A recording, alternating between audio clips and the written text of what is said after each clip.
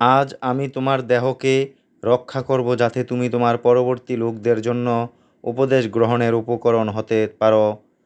আর অধিকাংশ মানুষই আমার নিদর্শনাবলী সম্পর্কে নিশ্চিতই উদাসীন। সূরাতুল ইউনুস আয়াত 92। বর্ণিত আয়াতে ফিরাউনকে উদ্দেশ্য করে বলা হয়েছে যে, জলমগ্নতার পর আমি তোমার লাশ পানি থেকে বের করে দেব, যাতে তোমার এই মৃত দেহটি তোমার পরবর্তী জনগোষ্ঠীর জন্য আল্লাহ তাআলার মহাশক্তির নিদর্শন ও শিক্ষণীয় হয়ে থাকে।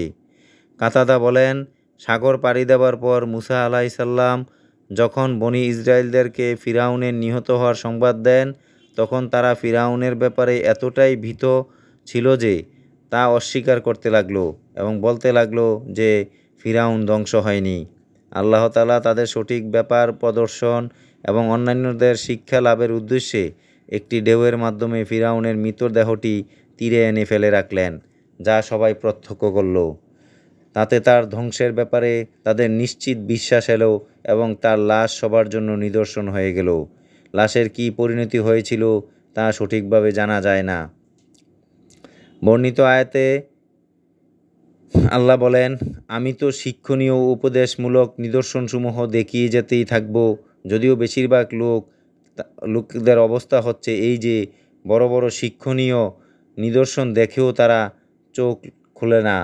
আর জানা কথা যে ফিরাউন ও তার দলবলের ধ্বংস ও বনি ইসরায়েলের নাজাত ছিল আশুরার দিনে। বর্ণিত আয়াতে বলা হয়েছে, যখন ফিরাউন ডুবে মারা গেল, তখন তার মৃত্যুর কথা অনেকেই বিশ্বাস হচ্ছিল না। আল্লাহ তাআলা সাগরকে আদেশ দিলেন, ফলে সাগর তার মৃত লাশকে উপকূলে ফেলে দিল এবং সকলে তার মৃতদেহ দেখল। প্রসিদ্ধ আছে যে আজও তার মৃতদেহ মিশরের জাদুঘরে সংরক্ষিত আছে, কিন্তু সেই লাশ কি তারই, আল্লাহই সবচেয়ে ভালো জানেন। যুগে যুগে ফেরাউনের বংশধররা এখনও জমিনের উপরে আছেন।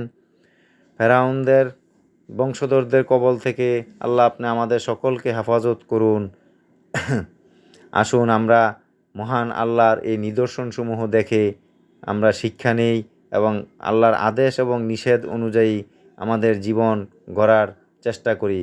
মহান আল্লাহ যেন আমাদেরকে আল্লাহর আদেশ নিষেধ মেনে জীবনযাপন করার তৌফিক দান করেন। আমিন।